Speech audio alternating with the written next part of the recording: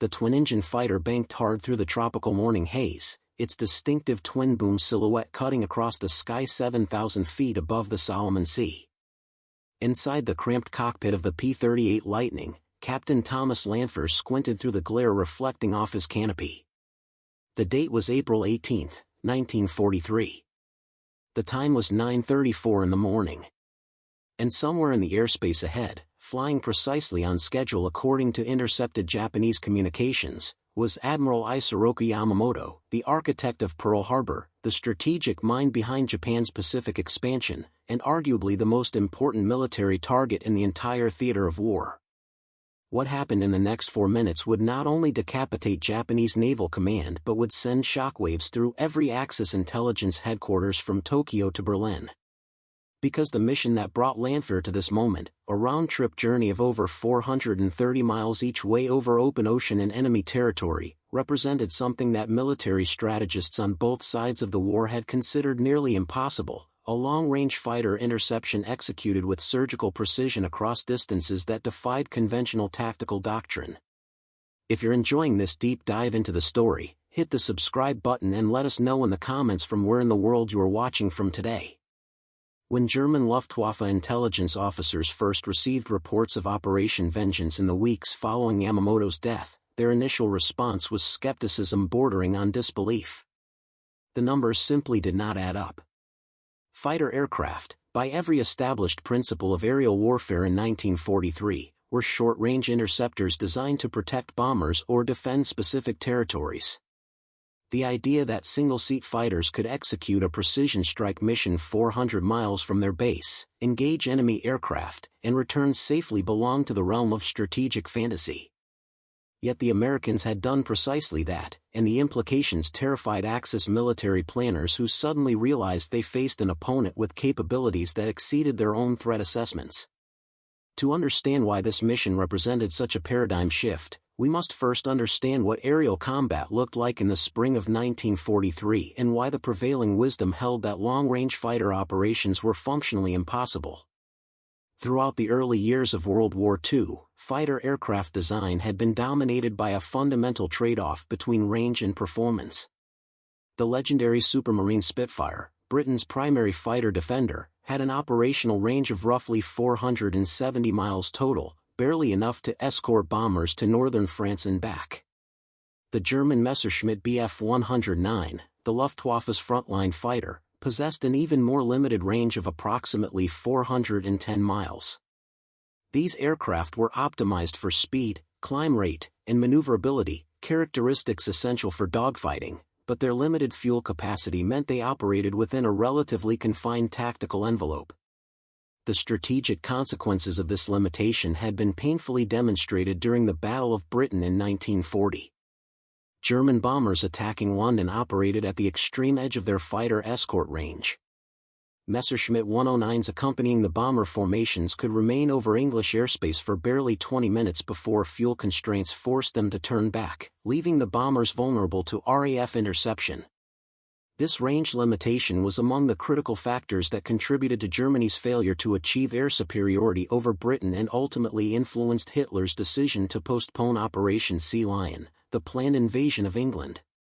The United States Army Air Forces faced a similar predicament in the Pacific Theater. Following the attack on Pearl Harbor and the rapid Japanese expansion across Southeast Asia and the Pacific Islands, American forces found themselves fighting across vast oceanic distances. Standard fighter aircraft like the P-40 Warhawk or the early model P-39 Airacobra simply lacked the range to escort bombers deep into enemy territory or to conduct long-range patrol missions.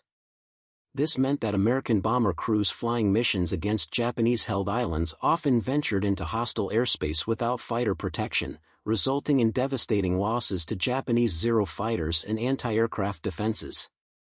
The P-38 Lightning represented Lockheed's radical attempt to solve this fundamental problem through unconventional design. Rather than following the traditional single-engine fighter configuration, Lockheed engineer Clarence Kelly Johnson designed an aircraft around two Allison V1700 12-cylinder engines mounted in twin booms, with the pilot positioned in a central nacelle between them. This unusual configuration served multiple purposes. The twin engines provided redundancy. If one engine was damaged, the aircraft could potentially return home on the remaining power plant. The twin-boom design allowed the installation of a heavy central armament cluster of 4 50 caliber machine guns and one 20 mm cannon, all mounted in the nose for superior accuracy compared to wing-mounted guns that had to be harmonized to converge at a specific distance. But the most consequential advantage of the P-38's design was fuel capacity. The standard P-38G model carried 150 gallons of internal fuel in the central nacelle, with additional tanks in the wing leading edges bringing total internal capacity to 410 gallons. This gave the aircraft a ferry range of approximately 1,000 miles, substantially greater than contemporary single-engine fighters. However, even this impressive range proved insufficient for the distances involved in Pacific operations. The solution came in the form of external drop tanks. Drop tanks, auxiliary fuel tanks mounted externally under the wings or fuselage that could be jettisoned when empty or when combat was imminent, had existed in rudimentary form since the 1930s. But their practical application in combat operations remained limited by manufacturing challenges, reliability concerns, and the aerodynamic penalties they imposed on aircraft performance. The P-38's drop tank system represented a significant refinement of this technology. The Lightning could carry two 165-gallon drop tanks under its wings, effectively tripling its operational range to nearly 3,000 miles in ferry configuration, meaning an aircraft flying at optimal cruise speed without engaging in combat maneuvers. In practical combat conditions, with the need to maintain combat readiness and reserves for engagement, the P-38's effective combat radius with drop tanks extended to approximately 650 miles. This capability fundamentally altered the tactical possibilities in the Pacific theater. By April of 1943, American intelligence had achieved a critical breakthrough that would make the P-38's range capabilities militarily decisive. United States Navy cryptanalysts, working under the designation Station Hypo at Pearl Harbor and the OP-20G intelligence organization in Washington, had successfully penetrated the Japanese Navy's primary communications cipher system, designated JN-25 by American intelligence. This was not a sudden breakthrough but rather the culmination of years of painstaking cryptographic work that had accelerated dramatically following the capture of Japanese codebooks early in the war. The intelligence product derived from decrypted Japanese naval communications was classified under the codename Magic, parallel to the British Ultra program that had broken German Enigma communications. The security surrounding Magic was extraordinarily tight. Only a handful of senior commanders possessed clearance to receive raw Magic intercepts, and elaborate cover stories had to be constructed for any military action based on Magic intelligence to prevent the Japanese from suspecting their codes had been compromised. On April 14, 1943, Station Hypo intercepted and decrypted a routine Japanese naval communication that would prove to be one of the most consequential pieces of intelligence of the entire Pacific War. The message detailed Admiral Isoroku Yamamoto's planned inspection tour of forward bases in the Solomon Islands, including specific departure times, aircraft types, escort composition, and arrival schedules for each location. The itinerary indicated that on April 18, Yamamoto would depart Rabaul, the major Japanese base on the island of New Britain, at 6 o'clock in the morning local time, flying in a Mitsubishi G4M Betty bomber escorted by 60 fighters. The flight would proceed to Balliol Airfield on Bougainville Island, with an estimated arrival time of 9:45 in the morning. The intercept landed on the desk of Admiral Chester Nimitz, Commander-in-Chief of the United States Pacific Fleet, within hours. Nimitz immediately recognized the extraordinary opportunity. Yamamoto was not merely another high-ranking officer, he was the strategic architect of Japanese naval operations, the commander who had planned the Pearl Harbor attack, and the most respected military mind in the Japanese armed forces. His death would constitute not just a tactical victory but a devastating psychological blow to Japanese military morale. However, mounting an operation to intercept Yamamoto presented challenges that bordered on the impossible. Bougainville lay deep within Japanese-controlled territory, approximately 435 miles northwest of Henderson Field on Guadalcanal, the closest American air base. The intercept would need to occur over enemy-held territory, requiring American fighters to penetrate Japanese air defenses, locate a specific aircraft among the vast expanse of the Solomon Sea, execute the attack, and then fight their way back across more than 400 miles of ocean, all while maintaining sufficient fuel reserves to account for combat maneuvering and potential mechanical issues. No single-engine fighter in the American inventory possessed the range for such a mission. Even the P-38 Lightning, with its superior range characteristics, would be operating at the absolute limit of its capabilities. The mission would require perfect navigation across open ocean with no landmarks, precise timing to intercept Yamamoto's aircraft at the exact coordinates where Japanese punctuality suggested it would be, and flawless execution under combat conditions that left zero margin for error. Nimitz authorized preliminary planning and tasked Rear Admiral Mark Mitcher, commander of air operations in the Solomons, with determining whether the mission was feasible. Mitcher turned to Major John Mitchell, the commanding officer of the 339th Fighter Squadron, to develop an operational plan. Mitchell approached the problem with the methodical precision of an engineer. The first challenge was navigation. Flying 435 miles over open ocean without modern GPS navigation systems or reliable radio beacons meant relying on dead reckoning, calculating position based on compass heading, airspeed, and elapsed time, while compensating for wind drift and magnetic variation. Any significant navigational error would result in missing the interception point entirely, and there would be no second chance. Yamamoto's aircraft would arrive at the coordinates specified in the decrypt at exactly 9:45 in the morning. If the American fighters were not in position at that precise moment, the opportunity would be lost. Mitchell calculated that maintaining a compass heading of 290 degrees from Henderson Field for approximately 2 hours and 10 minutes, flying at 210 miles per hour at wave-top altitude to avoid Japanese radar detection, would position his fighters at the interception point just as Yamamoto's aircraft approached from the north. This required not only precise navigation but also extraordinary fuel discipline. Every minute spent circling while searching for the target, every combat maneuver that required high throttle settings, every degree of deviation from the optimal course, all of these would consume precious fuel that might mean the difference between making it home or ditching in the ocean. The second challenge was selecting the right pilots and aircraft. Mitchell needed P-38s in perfect mechanical condition with pilots experienced enough to maintain formation discipline during the long overwater flight while remaining sharp enough for intense combat at the mission's conclusion. He ultimately selected 18 P-38 Lightnings from the 339th Fighter Squadron, divided into 3 flights with specific tactical assignments.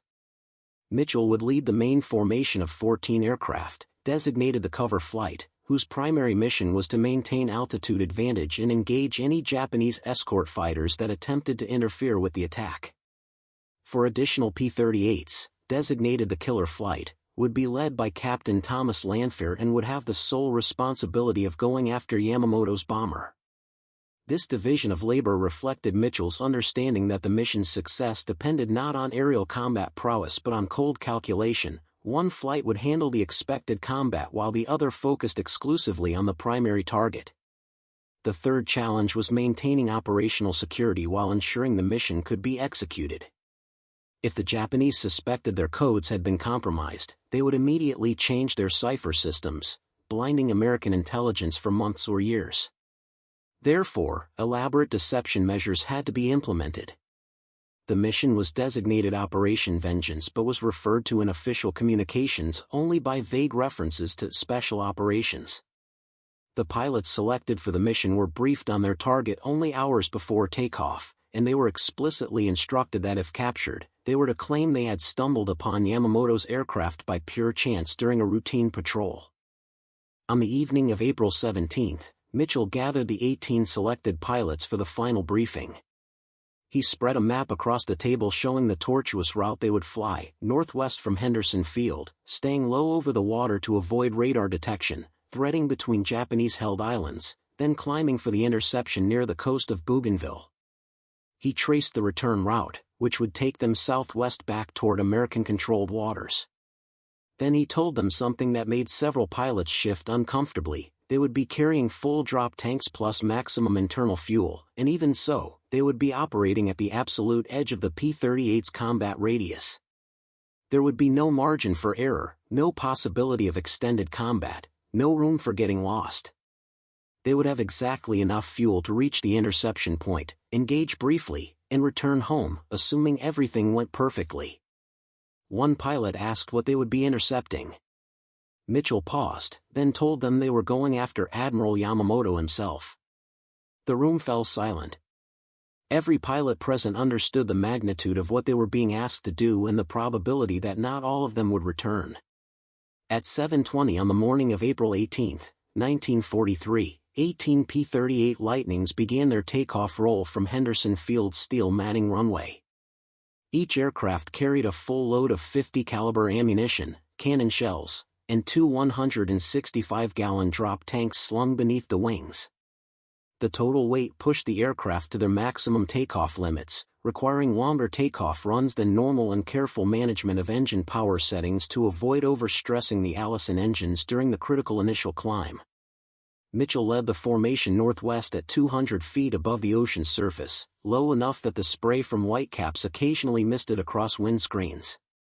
This altitude was crucial for avoiding Japanese radar installations on the surrounding islands, but it also meant the pilots had to maintain intense concentration for more than 2 hours of low-level flight with nothing but endless water ahead and the very real possibility that a moment's inattention could result in flying directly into the sea. The formation maintained strict radio silence. Mitchell had drilled his pilots repeatedly, no transmissions unless absolutely critical. Japanese radio direction finding stations dotted the Solomon Islands, and any transmission could alert defenders to their presence. Navigation relied entirely on Mitchell's dead reckoning calculations and his ability to maintain precise compass headings while compensating for wind drift that constantly pushed the formation off course. 30 minutes into the flight, one of the P-38s developed engine trouble. The pilot radioed briefly that he was returning to base, breaking formation and turning back toward Guadalcanal. 17 aircraft continued northwest. At the 1-hour mark, another P-38 experienced mechanical failure, this time a drop tank that refused to feed fuel properly. The pilot attempted to troubleshoot the problem while maintaining formation, but without fuel flow from the external tank, he lacked sufficient range to complete the mission. He too turned back, leaving the formation down to 16 aircraft. Mitchell checked his watch repeatedly against his navigation calculations. The timing had to be perfect. Too early, and they would arrive at the interception point before Yamamoto's aircraft appeared, forcing them to circle and burn precious fuel while waiting. Too late, and Yamamoto would have already passed the interception coordinates, requiring a stern chase that would consume even more fuel and potentially alert the Japanese escorts. At approximately 9:33 in the morning, after flying for 2 hours and 15 minutes across open ocean with no landmarks visible except occasional Japanese-held islands in the distance, Mitchell spotted the dark smudge of Bougainville's coastline emerging from the tropical haze ahead. His navigation had been nearly perfect, they were within 2 miles of the calculated interception point and ahead of schedule by approximately 2 minutes. Mitchell signaled the formation to begin climbing from their wave-top altitude to gain tactical advantage for the engagement. The P-38s rose through 2,000, then 4,000, then 6,000 feet, the pilots jettisoning their external drop tanks as they climbed to reduce drag and improve maneuverability for the coming combat. At 9:34, Lieutenant Doug Canning, flying as Mitchell's wingman, spotted aircraft approaching from the north at low altitude. 2 aircraft, one larger, lumbering bomber and a smaller, more nimble shape that could only be a second bomber or transport. And above them, 6 smaller aircraft weaving in defensive patterns. The Zero escorts. Mitchell's voice crackled briefly over the radio, bogies, 11 o'clock. The formation split according to plan. Mitchell led 14 P-38s toward the higher escort fighters, intending to engage them and draw them away from the bombers below. Captain Lanfear and his wingman, Lieutenant Rex Barber, along with 2 other P-38s, nosed down toward the lower aircraft, toward Yamamoto. What happened next unfolded with brutal speed. Lanfear and Barber dove toward the 2 Japanese bombers, both Mitsubishi G4M Type 1 attack bombers, called Betty by Allied forces. The G-4M was a twin-engine medium bomber notorious for its vulnerability to fire due to unprotected fuel tanks, but it was also one of the few Japanese aircraft with sufficient range to make the flight from Rabaul to Bougainville while carrying staff officers in relative comfort. The Japanese Zero escorts, spotting the diving P-38s, immediately broke formation and turned to intercept. But Mitchell's cover flight engaged them almost simultaneously, and the airspace dissolved into a chaotic tangle of aircraft maneuvering violently at high speed. Lanfear found himself engaged by Zeros and was forced into defensive maneuvers, breaking away from his attack run on the bombers. Rex Barber, flying slightly behind and to Lanfear's right, pressed his attack. He pulled his P-38 into position approximately 50 feet behind and slightly above the trailing Betty bomber, the aircraft that intelligence reports had identified as most likely to be carrying Yamamoto based on standard Japanese command transport protocols. Barber could see the rear gunner in Betty's tail position swiveling his 7.7mm machine gun to track the approaching lightning. Barber opened fire. The P-38's concentrated nose armament, 450 caliber machine guns and 120mm cannon firing directly along the aircraft's centerline, poured rounds into the Betty's fuselage and right engine. The Betty's right engine immediately began streaming black smoke. Barber continued firing, walking his rounds from the engine into the bomber's wing route where fuel tanks were located. The Betty shuddered under the impacts, began to trail flame from the wing, and rolled into a descending turn toward the jungle canopy below. The entire engagement, from first visual contact to Betty beginning its death spiral, lasted less than 1 minute. Barber pulled up hard to avoid flying through debris and immediately began a climbing turn back toward the south, where he could see other P-38s engaged with Zeros. He did not see Betty impact the jungle, but he saw enough to know the aircraft would not survive. The bomber disappeared beneath the canopy approximately 3 miles inland from the coast at roughly 9:35 in the morning. The second Betty, carrying Yamamoto's chief of staff and other officers, attempted to evade by diving toward the water. Zeros swarmed around it defensively, and the P-38 pilots, recognizing they had achieved their primary objective and were burning fuel rapidly, began disengaging from combat. Mitchell's voice came over the radio ordering the formation to break off and head south. The entire engagement had lasted approximately 4 minutes from initial contact to disengagement. The return flight tested every pilot's nerves. They had expended significant fuel during the combat engagement, and several aircraft had taken damage from Zero machine gun fire. One P-38 had lost hydraulic pressure and would have to land with limited flap and brake functionality. Another had taken rounds through a wing that had punctured internal fuel cells, reducing its available fuel and creating anxiety about whether it would make the 400-plus mile return flight. Mitchell led the surviving aircraft south at maximum fuel economy cruise settings, props turning at reduced RPM, mixture leaned aggressively, altitude maintained precisely to minimize drag. The pilots monitored their fuel gauges obsessively, calculating and recalculating whether they had sufficient reserves to reach Henderson Field. Several aircraft were forced to divert to emergency landing strips at Russell Islands, approximately 60 miles short of Guadalcanal, when their fuel states became critical. Others nursed their damaged Lightnings all the way home, landing at Henderson Field with tanks nearly dry. Of the 16 P-38s that had reached the interception point, all returned safely, though several barely made it. One aircraft landed with less than 5 gallons of fuel remaining, roughly 2 minutes of flying time before total engine failure. The mission had succeeded, but it had operated within such narrow margins that even minor deviations from the plan would have resulted in aircraft lost to fuel exhaustion over open ocean. The immediate question was whether they had actually killed Yamamoto. The Betty Barber had been shot down and had crashed into dense jungle, and there was no way to confirm the target's identity without ground reconnaissance in enemy territory. The pilots filed their after-action reports describing the engagement, but intelligence officers could not verify the kill with certainty. For several days, American commanders waited anxiously for confirmation, knowing that if they had failed to kill Yamamoto, the entire mission would have accomplished nothing except alerting the Japanese that their codes were compromised. The confirmation came not from American intelligence but from Japanese sources. On April 21, 3 days after the attack, Japanese search teams located the crash site in the Bougainville jungle. They found the wreckage of the Betty bomber and, among the debris, the body of Admiral Isoroku Yamamoto still strapped into his seat. According to the Japanese autopsy report, Yamamoto had been killed by 2 bullets, one that entered his left shoulder blade and exited through his right eye, and another through his lower jaw. These wounds were consistent with the P-38's 50 caliber machine gun fire striking the aircraft from behind and slightly above, exactly matching Rex Barber's attack profile. If you find this story engaging, please take a moment to subscribe and enable notifications. It helps us continue producing in-depth content like this. Japanese authorities, recognizing the devastating morale impact of Yamamoto's death, initially suppressed all information about the incident.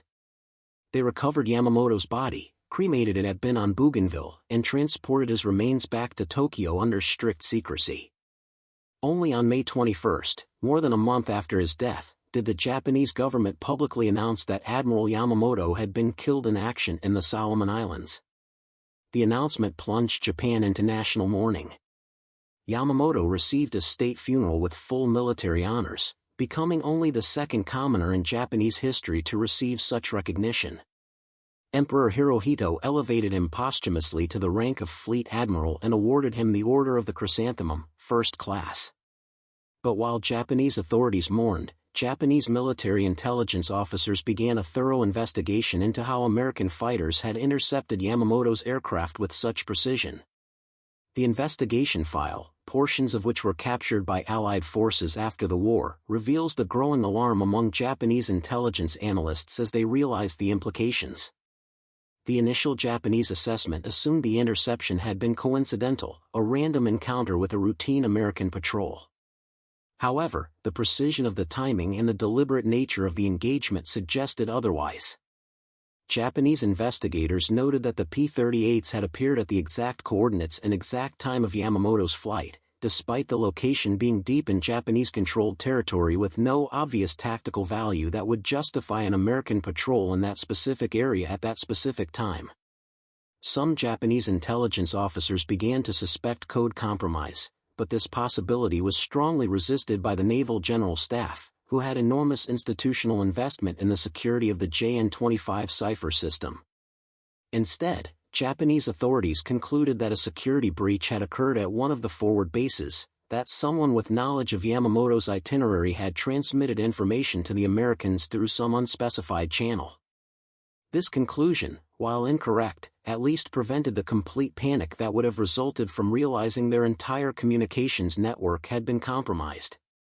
However, even the official explanation that attributed the interception to leaked intelligence could not explain the most disturbing aspect of the engagement: how American fighters had executed the mission at all.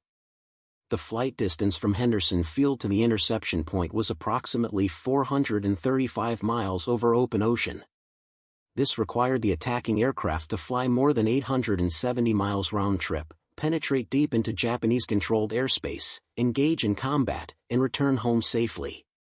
Japanese intelligence knew the Americans had deployed P-38 Lightning fighters to the Solomon Islands, and they possessed reasonably accurate intelligence on the aircraft's capabilities derived from examination of crashed examples and from Japanese pilots' combat reports.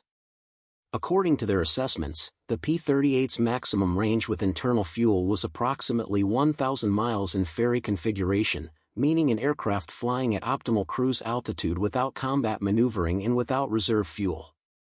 Combat operations required substantial fuel reserves for maneuvering, for altitude changes, for high-power combat settings, and for contingencies. Standard doctrine suggested that an aircraft's practical combat radius was approximately one-third of its maximum ferry range, which would give the P-38 a combat radius of roughly 330 miles. Operation Vengeance had been executed at a combat radius of 435 miles, approximately 100 miles beyond what Japanese intelligence considered the P-38's operational envelope. The Americans had somehow extended the Lightning's range beyond what the Japanese believed possible, suggesting either that their intelligence on the P-38's capabilities was significantly inaccurate or that the Americans had developed some technical modification that enhanced the aircraft's fuel capacity. Japanese intelligence reports began circulating through Axis intelligence sharing channels within weeks of Yamamoto's death. These reports reached the Abwehr, German military intelligence, and the Luftwaffe's intelligence directorate by early May 1943.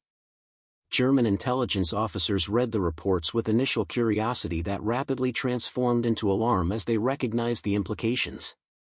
The Luftwaffe had been tracking American aircraft development carefully since the United States entered the war in December 1941. German intelligence maintained detailed files on American combat aircraft, compiled from multiple sources including examination of crashed aircraft, interrogation of captured American aircrew, reports from German pilots who had encountered American aircraft in combat over North Africa, and intelligence shared by Japanese allies. The P-38 Lightning was known to German intelligence as a formidable aircraft with unusual twin-boom configuration and respectable performance characteristics. However, German assessments of the P-38's capabilities had focused primarily on its speed, firepower, and combat performance rather than its operational range. This reflected the Luftwaffe's own doctrinal focus on fighter aircraft as primarily interceptors and close escorts rather than long-range strike platforms. The German intelligence report analyzing Operation Vengeance, filed under the designation Feindnachrichtenblatt NR 17, Enemy Intelligence Bulletin No. 17, in May 1943, reveals the sudden recognition that American forces possessed capabilities the Luftwaffe had not adequately accounted for. The report noted with particular emphasis that American fighters had executed a mission requiring sustained flight of over 800 miles, including combat engagement, in a single-seat fighter aircraft. This capability exceeded that of any German fighter then in service.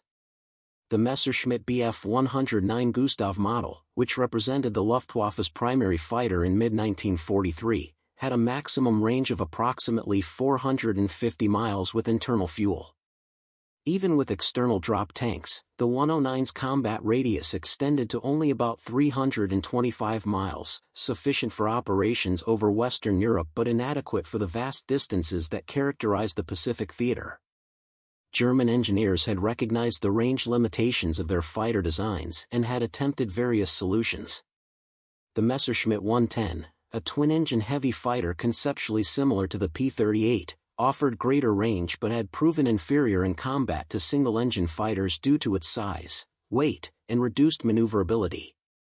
Various experiments with auxiliary fuel tanks and long-range modifications had been conducted, but none had achieved the dramatic range extension that the Americans had apparently perfected with the P-38's drop tank system.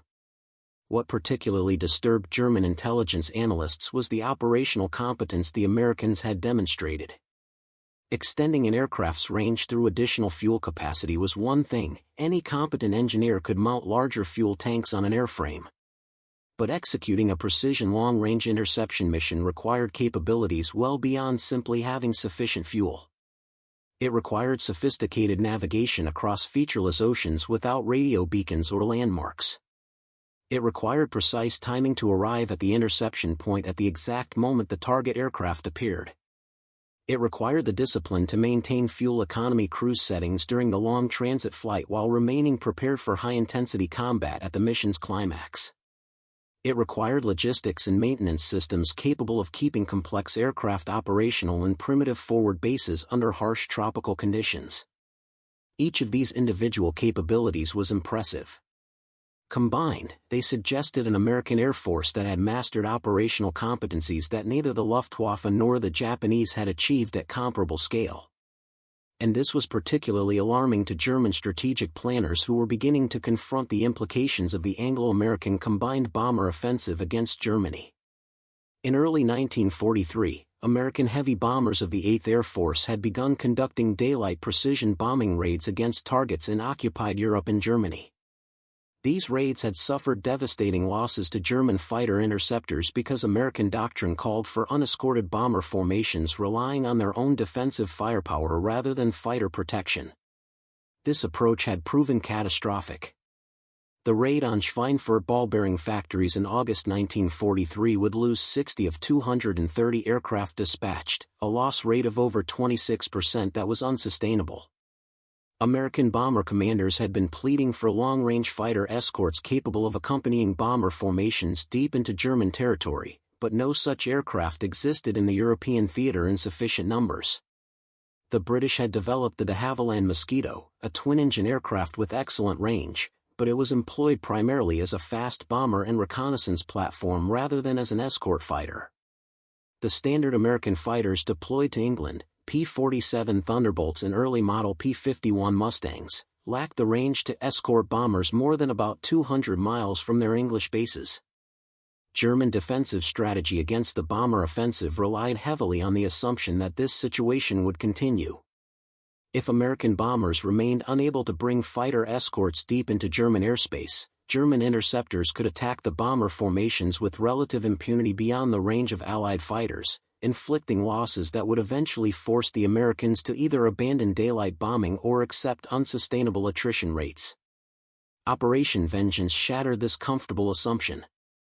If the Americans had fielded a fighter aircraft capable of executing combat missions at ranges exceeding 800 miles in the Pacific theater, and if that same aircraft, or variants of it, could be deployed to Europe, then German cities and industrial centers that had been beyond the range of Allied fighter escorts would suddenly become vulnerable. The implications for German defensive planning were profound. Luftwaffe intelligence reports from mid-1943 onward show increasing preoccupation with American long-range fighter development. Intelligence officers compiled reports on P-38 deployments to the European theater, noting that by summer 1943, several P-38 fighter groups had arrived in England and North Africa. Combat reports from German pilots who had encountered P-38s over Tunisia and Sicily confirmed that the aircraft possessed formidable capabilities, excellent speed at altitude, heavy firepower, and most ominously, the ability to engage in combat far from their bases and still possess sufficient fuel to return home. German intelligence attempted to assess whether the P-38 could be adapted for long-range bomber escort duty over Germany. Their analysis correctly identified that the P-38's twin-engine configuration and large internal fuel capacity gave it substantially greater range than single-engine fighters, and that the addition of external drop tanks, the same technology that had enabled Operation Vengeance, could extend that range even further. However, German analysts also noted potential vulnerabilities. The P-38's twin-engine configuration made it larger and less maneuverable than single-engine interceptors. Its Allison engines suffered performance degradation at high altitude due to the lack of effective turbocharging in early models. And the aircraft's complex systems made it maintenance-intensive and vulnerable to mechanical failure. These assessments led German commanders to conclude that while the P-38 posed a threat, German interceptors could still engage it effectively in combat. This conclusion proved partially correct. The P-38 did face challenges in the European theater, particularly in high-altitude combat against Luftwaffe interceptors. But the German analysis missed the larger strategic picture. The Americans were not relying on a single aircraft design to solve their escort problem. They were developing multiple solutions simultaneously, refining their operational techniques, and investing enormous industrial capacity into fielding whatever capabilities proved necessary. By late 1943, modified P-51 Mustangs equipped with drop tanks and fitted with Rolls-Royce Merlin engines began arriving in England. The P-51 combined the range of the P-38 with the maneuverability and high-altitude performance of single-engine fighters. When equipped with external fuel tanks, the P-51 possessed sufficient range to escort bombers to Berlin and back, a combat radius that exceeded even the P-38's impressive capabilities. The appearance of long-range P-51 escorts in early 1944 fundamentally altered the strategic balance of the air war over Europe. German fighter forces, which had inflicted devastating losses on unescorted American bomber formations throughout 1943, suddenly found themselves engaged by swarms of highly capable escort fighters that could pursue them throughout German airspace. German interceptor losses mounted rapidly. Experienced fighter pilots, the cadre of skilled aviators who had carried the burden of German air defense, were killed faster than they could be replaced. The Luftwaffe's fighter arm, which had been a formidable defensive force in early 1943, was systematically ground down through attrition by mid-1944. The death of Admiral Yamamoto, executed by P-38 Lightnings operating at the extreme edge of their combat radius in April 1943, had provided the first dramatic proof that American air power possessed capabilities that exceeded Axis assumptions. German intelligence officers who read the reports on Operation Vengeance recognized, perhaps earlier than their superiors, that the Americans had mastered operational competencies, long-range navigation, extended fuel management, mission planning, and logistical support that would have strategic consequences well beyond a single assassination mission in the Pacific. The Luftwaffe's intelligence assessments proved prescient. By March 1944, American escort fighters were accompanying bomber formations to targets throughout Germany. Berlin, which had been beyond the effective range of Allied fighters for most of the war, experienced daylight raids by American bombers protected by P-51 and P-38 escorts. German cities that had once been vulnerable only to night bombing by the RAF now faced coordinated daylight attacks by American heavy bombers that arrived with fighter protection capable of engaging German interceptors on equal or superior terms. The strategic significance of this capability shift cannot be overstated. The combined bomber offensive, which had seemed close to failure in late 1943 due to unsustainable bomber losses, achieved decisive success in 1944 precisely because long-range escort fighters neutralized German air defenses. German war production, which had continued to increase throughout 1943 despite bombing, peaked in summer 1944 and then entered terminal decline as the combined effects of bombing and fuel shortages crippled industrial output.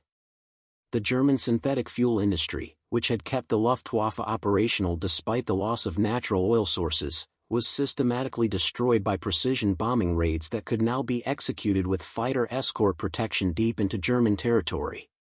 Historical counterfactuals are inherently speculative, but it is worth considering what might have occurred had American forces not developed long-range fighter capabilities when they did. Without effective escort fighters, the daylight bomber offensive against Germany would likely have been abandoned or radically curtailed due to unsustainable losses. This would have extended the war in Europe by allowing German industrial production to continue at higher levels, would have preserved German fighter strength, and would have made the eventual invasion of France significantly more costly.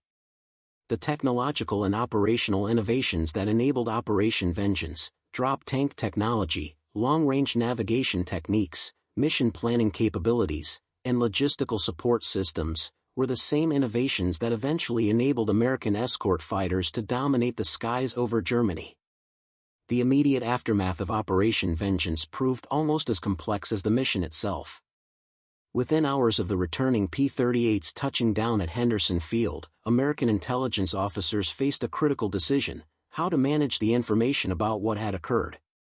If the Americans publicly announced Yamamoto's death and attributed it to an aerial interception based on precise intelligence, the Japanese would immediately realize their naval codes had been compromised.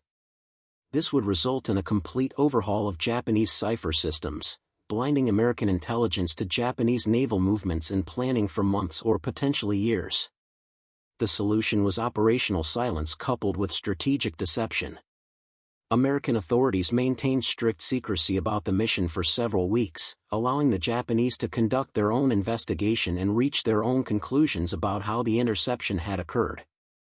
Only after Japanese authorities publicly announced Yamamoto's death on May 21, attributing it to combat action in the Solomon Islands without suggesting code compromise, did American military briefers begin carefully disclosing selected details to war correspondents. Even then, the official American narrative maintained the fiction that the interception had been fortuitous, that American fighters on a routine long-range patrol had encountered Yamamoto's aircraft by chance and recognized it as a high-value target only after engaging it. This cover story satisfied public curiosity while protecting the magic secret. The full truth about Operation Vengeance, that it had been a deliberate assassination mission based on decrypted Japanese communications, remained classified until well after the war's conclusion. For the pilots who had flown the mission, this enforced secrecy created significant frustration. Captain Thomas Lanphier and Lieutenant Rex Barber both filed after-action reports claiming credit for shooting down Yamamoto's aircraft, and their conflicting accounts initiated a controversy that would persist for decades. Lanphier claimed he had shot down the bomber in a head-on pass after evading Zero fighters. Barber maintained he had attacked the bomber from astern and was responsible for the kill.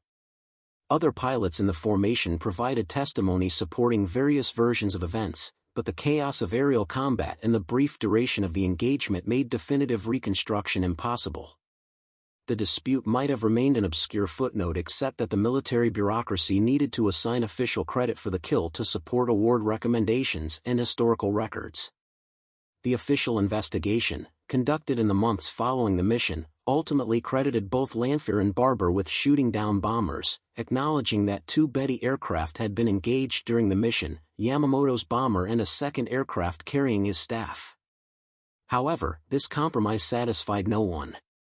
Lanfear believed he alone had killed Yamamoto and deserved sole credit. Barber and several other pilots believed Lanfear's account was exaggerated and that Barber had actually shot down Yamamoto's aircraft while Lanfear had engaged the second bomber.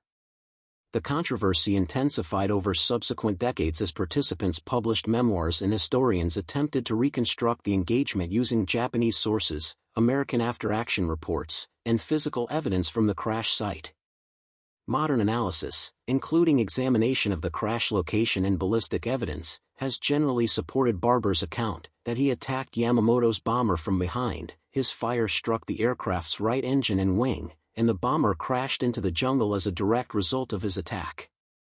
However, definitive proof remains elusive, and the historical record continues to show credit assigned to both pilots. What is not disputed is that Major John Mitchell, whose navigation and mission planning made the interception possible, received remarkably little public recognition compared to the shooters.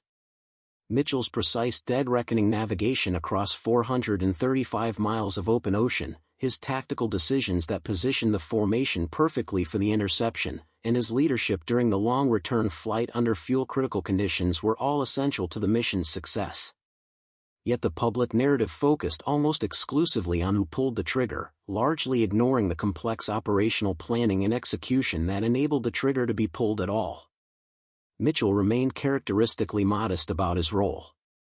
In post-war interviews, he emphasized the collective nature of the achievement, the maintenance crews who prepared the aircraft, the intelligence officers who provided the target information, the logistics personnel who ensured fuel and ammunition were available at forward bases, and the other pilots whose discipline and skill allowed the formation to execute a mission at the absolute limit of the P-38's capabilities. This perspective reflected a broader truth about Operation Vengeance. It succeeded not because of individual heroism but because of systematic competence across multiple domains. The awards bestowed on the mission participants reflected official recognition of their achievement, though the specific decorations were constrained by the need for operational security. Mitchell received the Navy Cross, as did Lanfear and Barber. Other pilots in the formation received Distinguished Flying Crosses or Air Medals. However, the citations accompanying these awards could not reveal the true nature of the mission without compromising magic, so they described the action in vague terms that obscured its strategic significance. For the Japanese Navy, Yamamoto's death created a leadership void that proved impossible to fill. Yamamoto had been more than a senior commander, he had been the strategic architect of Japanese naval operations, the planner who conceived the Pearl Harbor attack and who had designed Japan's rapid expansion strategy in the war's opening months. His understanding of American industrial capacity and his recognition that Japan could not win a protracted war against the United States had made him both an advocate for aggressive early strikes and, paradoxically, a voice urging negotiated settlement before American mobilization could overwhelm Japanese forces. Yamamoto's replacement, Admiral Manichi Koga, was a competent officer but lacked Yamamoto's strategic vision and personal prestige. Under Koga's leadership, Japanese naval strategy became increasingly reactive and defensive, abandoning the aggressive operational initiatives that had characterized Yamamoto's tenure. The combined fleet, which had been the instrument of Japanese expansion in 1941 and 42, found itself steadily pushed back through the Solomon Islands, then the Gilbert and Marshall Islands, and eventually toward the Philippines as American naval and air power grew overwhelmingly superior. Whether Yamamoto's continued leadership could have significantly altered this strategic trajectory is debatable. By April 1943, when he was killed, Japan had already lost the critical battles of Midway and Guadalcanal. American industrial production was accelerating toward levels that would soon give the United States overwhelming material superiority in every category of military equipment. Japanese oil supplies were increasingly constrained, limiting naval operations and training. The strategic situation facing Japan was arguably already irretrievable by mid-1943, regardless of who commanded the combined fleet. However, Yamamoto's death did have significant psychological and morale effects that extended beyond purely military considerations. Within Japan, his loss was experienced as a national tragedy. The state funeral in June 1943 drew enormous crowds, and Emperor Hirohito's personal attendance underscored the significance accorded to Yamamoto's service. Japanese newspapers, operating under strict wartime censorship, described Yamamoto as an irreplaceable loss and mourned him as a symbol of Japanese martial spirit. More significantly, Yamamoto's death demonstrated that senior Japanese commanders were vulnerable even deep within Japanese-controlled territory. The Japanese military had operated under the assumption that its leadership was secure behind layers of defensive perimeter. Operation Vengeance proved this assumption false and introduced an element of psychological uncertainty into Japanese strategic planning. If the Americans could reach out and kill the commander of the combined fleet with apparent ease, then no Japanese commander was truly safe regardless of location. This recognition may have contributed to increasing risk aversion among Japanese senior commanders in the war's later stages, as officers became aware that aggressive forward deployment increased personal vulnerability. For American forces in the Pacific Theater, Operation Vengeance provided a significant morale boost at a critical juncture in the war. By April 1943, the Guadalcanal campaign had been concluded successfully, but American forces were still engaged in brutal fighting across the Solomon Islands with high casualties and slow progress. The news that American fighters had killed Admiral Yamamoto, announced publicly in late May once Japanese sources confirmed his death, gave American troops a tangible victory to celebrate and reinforce the narrative that American forces were gaining the offensive initiative. The mission also validated the strategic importance of signals intelligence and demonstrated the decisive advantage that code breaking could provide. The success of Operation Vengeance encouraged continued investment in signals intelligence capabilities and reinforced the security protocols protecting magic and ultra-decrypts. The ability to read enemy communications was recognized not just as an intelligence advantage but as an operational capability that could be leveraged for direct action missions when circumstances permitted. However, the mission also established cautionary principles about how signals intelligence should be exploited. The decision to risk code compromise by acting on the decrypted itinerary information had been debated extensively before Admiral Nimitz authorized the mission. Some intelligence officers argued that killing Yamamoto was not worth the risk that Japanese authorities might recognize their communications had been compromised and change their cipher systems. The fact that Japan did not change its codes following Yamamoto's death, partly due to the cover story suggesting a security leak rather than code compromise, was fortunate but not guaranteed. This established a precedent that would influence subsequent decisions about when to act on decrypted intelligence.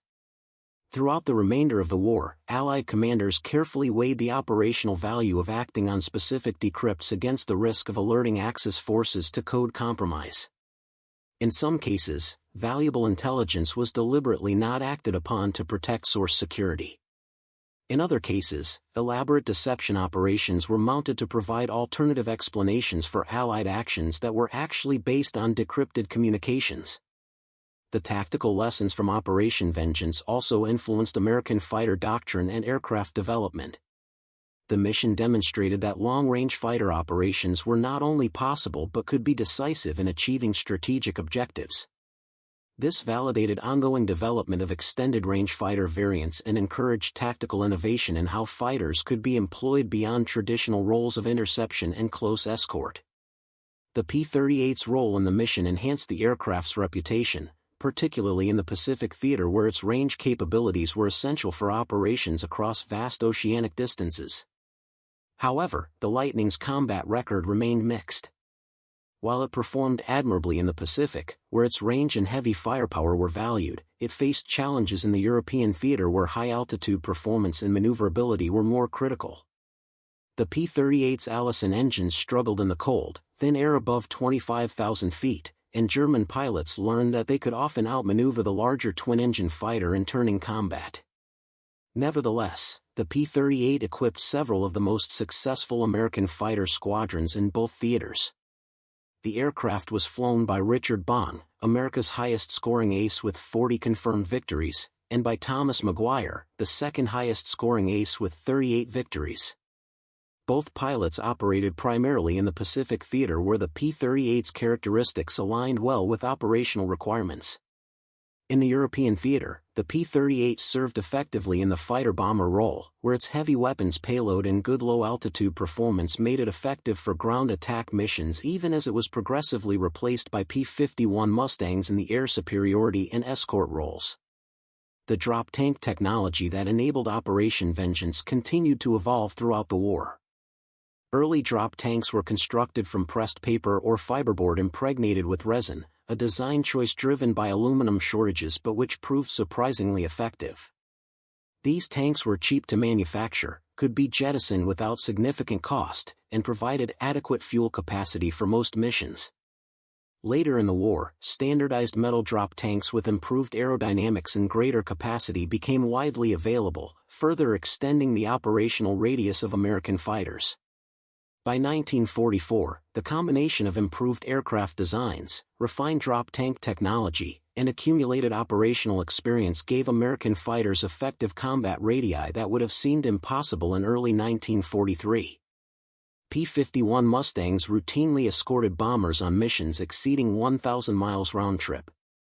P-47 Thunderbolts, despite being large, heavy aircraft originally designed as short-range interceptors, were modified with external tanks that extended their range to compete with the P-51.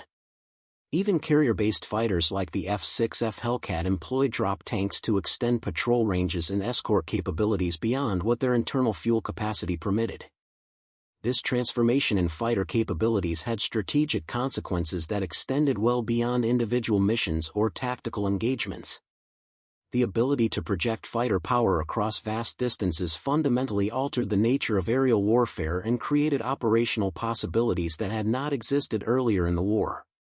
Bombers that had previously operated without fighter protection could now be escorted to virtually any target within their own range. Naval task forces could extend their defensive fighter patrols hundreds of miles from the carrier, providing early warning and interception capabilities that enhanced fleet security. Ground forces could request fighter support from bases far behind the front lines, knowing that modern fighters possessed sufficient range to respond effectively. The Luftwaffe's recognition of these evolving American capabilities created strategic pessimism among German military planners that proved well-founded. German intelligence reports from late 1943 and early 1944 show increasing concern about American long-range fighters and recognition that German air defenses were becoming progressively less effective. Luftwaffe fighter forces, which had successfully defended German airspace through much of 1943, suffered catastrophic losses in the first half of 1944 as American escort fighters systematically hunted German interceptors. The so-called Big Week operations in February 1944, a concentrated series of American bomber raids against German aircraft production facilities, demonstrated how thoroughly the strategic balance had shifted. American bomber formations penetrated deep into Germany with heavy fighter escort, engaging in defeating German interceptors in large-scale air battles. German fighter losses during this week-long campaign exceeded 400 aircraft with experienced pilots killed or wounded. The Luftwaffe never fully recovered from these losses. German fighter production actually increased after Big Week due to the dispersal and underground construction of aircraft factories, but the loss of experienced pilots created a training deficit that could not be addressed before war's end. By mid-1944, German fighter pilots often refused to engage American bomber formations that were accompanied by strong fighter escorts, recognizing that such engagements resulted in prohibitive German losses. This avoidance behavior by German fighters effectively conceded air superiority to Allied forces and allowed American and British bombers to operate with decreasing interference. The combined bomber offensive, which had seemed close to failure in late 1943, achieved its strategic objectives in 1944 primarily because long-range escort fighters neutralized German air defenses. The Japanese Air Forces faced a similar trajectory of decline, though the specific circumstances differed from the European theater. Japanese naval aviation, which had been among the world's most capable air forces in 1941, suffered devastating attrition through the Solomon Islands campaign and subsequent operations in 1943 and 44. Unlike the Luftwaffe, which maintained relatively high aircraft production until late in the war, Japanese aircraft production remained constrained by industrial capacity limitations and raw material shortages. Japanese pilot training programs, which had produced highly skilled aviators before the war, degraded rapidly under the pressure of combat losses and abbreviated training cycles driven by pilot shortages. By late 1944, Japanese air forces were increasingly composed of inexperienced pilots flying obsolescent aircraft against vastly superior American forces. The Battle of the Philippines Sea in June 1944, dubbed the Great Marianas Turkey Shoot by American pilots, saw Japanese carrier aviation effectively destroyed as American fighters shot down hundreds of Japanese aircraft at minimal cost. This engagement demonstrated the cumulative effect of superior American aircraft, better trained pilots, and operational competencies that had been refined over 3 years of combat. The thread connecting these developments back to Operation Vengeance may seem tenuous. After all, the mission to kill Yamamoto was a single tactical operation that killed one man, not a strategic bombing campaign that destroyed industrial capacity. However, the connection exists in the realm of capabilities and operational competence. The mission demonstrated that American forces had mastered long-range fighter operations, precision navigation, complex mission planning, and the logistical support required to sustain advanced combat aircraft at primitive forward bases. These same capabilities, refined and expanded over the following 18 months, eventually enabled American fighters to dominate the skies over both Germany and Japan. When German intelligence officers read the reports about Operation Vengeance in May 1943 and recognized that American fighters had executed a mission at ranges they considered impossible, they were witnessing not just a singular achievement but rather evidence of systematic capabilities that would soon threaten Germany directly. The Luftwaffe's concern about American long-range fighters proved entirely justified. By late 1944, American P-51s and P-47s were ranging across Germany at will, destroying Luftwaffe aircraft on the ground, strafing trains and vehicles, and establishing air superiority so complete that German ground forces often refused to move during daylight hours for fear of air attack. The strategic significance of Operation Vengeance thus extends beyond the tactical achievement of killing Admiral Yamamoto. The mission served as proof of concept for long-range fighter operations that would become standard practice within a year. It demonstrated American operational competence in planning and executing complex missions under demanding conditions. And it provided early warning to Axis intelligence services that American air power possessed capabilities that exceeded their threat assessments, a warning that, while recognized, ultimately could not be adequately countered given the overwhelming material superiority American industrial mobilization was beginning to generate. For the surviving participants in Operation Vengeance, the mission remained a defining moment in their lives. Major John Mitchell continued to serve in the Pacific Theater through the war's conclusion, eventually retiring from the Air Force as a colonel in 1961. He remained modest about his role in the mission and declined to participate in the controversy over who had shot down Yamamoto, maintaining that the mission's success had been a team effort. Mitchell died in November 2004 at age 93, having lived to see the mission's details finally declassified and properly recognized in historical accounts. Rex Barber, whose fire had almost certainly killed Yamamoto, struggled for decades with the official credit allocation that gave equal recognition to Thomas Lanphier. Barber believed the evidence clearly demonstrated he had shot down Yamamoto's bomber while Lanphier had engaged the second Betty, and he compiled extensive documentation supporting his account. Late in his life, a military history panel reviewed the evidence and recommended that Barber be given sole credit for the kill, but the Air Force declined to officially reverse its earlier decision giving credit to both pilots. Barber died in July 2003, still frustrated by what he perceived as historical injustice. Thomas Lanphier, whose account of the mission emphasized his own role, became a successful aviation industry executive after the war and remained a public advocate for American air power throughout his life. He wrote and spoke extensively about Operation Vengeance, generally portraying himself as the pilot who had shot down Yamamoto. Lanphier died in November 1987, never conceding that his account might have been inaccurate. The other pilots who participated in the mission pursued various post-war careers, some remaining in military service and others returning to civilian life. Several wrote memoirs or gave interviews describing their experiences, and most expressed pride in having participated in one of the Pacific War's most consequential missions. Few received the public recognition accorded to the credited shooters, but among aviation historians and military professionals, the broader team that made the mission possible has gained increasing appreciation. The P-38 Lightning itself remained in production through the war's end, with over 10,000 aircraft built in various models. The aircraft continued to evolve throughout the war, with later variants incorporating improved engines, better cockpit heating for high-altitude operations, and increased fuel capacity. While the P-38 was eventually overshadowed by the P-51 Mustang in the escort fighter role, it remained valued for its versatility, serving as a fighter-bomber, photo-reconnaissance platform, and night fighter.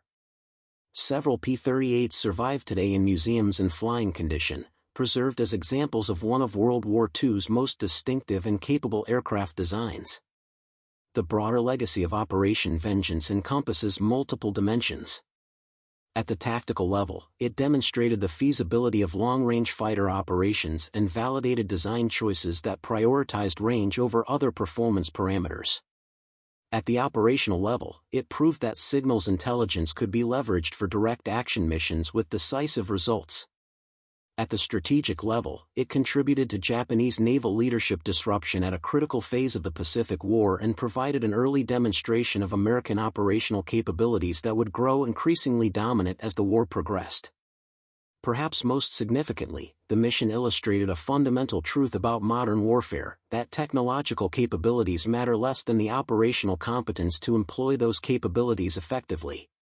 The P-38 Lightning was not a magical aircraft with unlimited range, it was a well-designed fighter with good but not exceptional range characteristics. What made Operation Vengeance possible was not primarily the aircraft but rather the navigation skill, mission planning, logistical support, intelligence preparation, and pilot discipline that allowed the aircraft to be employed at the extreme edge of its operational envelope. This lesson, that systematic competence across multiple domains creates capabilities greater than the sum of individual components, applied broadly to American military effectiveness throughout World War II. The United States did not win the war because it possessed singularly superior weapons or because individual American soldiers were better fighters than their Axis counterparts. Rather, American forces achieved victory through the systematic application of advantages in industrial production, logistics, training, operational planning, and the integration of new technologies into effective military systems. The Germans who read intelligence reports about Operation Vengeance and realized that American fighters could strike at ranges they considered impossible were confronting this larger reality, that American military power was not constrained by the limitations Axis planners assumed. If American forces could execute long-range fighter missions in the Pacific, they could eventually do so in Europe. If American industry could produce thousands of complex aircraft like the P-38, it could also produce tens of thousands of simpler aircraft like the P-51. If American training programs could produce pilots capable of executing complex navigation across open ocean, those same programs could produce the hundreds of thousands of aircrew needed to operate the massive bomber fleets that would eventually devastate German and Japanese cities. The death of Admiral Yamamoto on that April morning in 1943, executed by P-38 Lightnings operating at the limit of their range, served as an early indicator of these broader trends. It was both a tactical success, killing a key enemy commander, and a proof of capabilities that would scale to strategic significance. The Luftwaffe officers who read the intelligence reports and understood the implications had every reason to be concerned.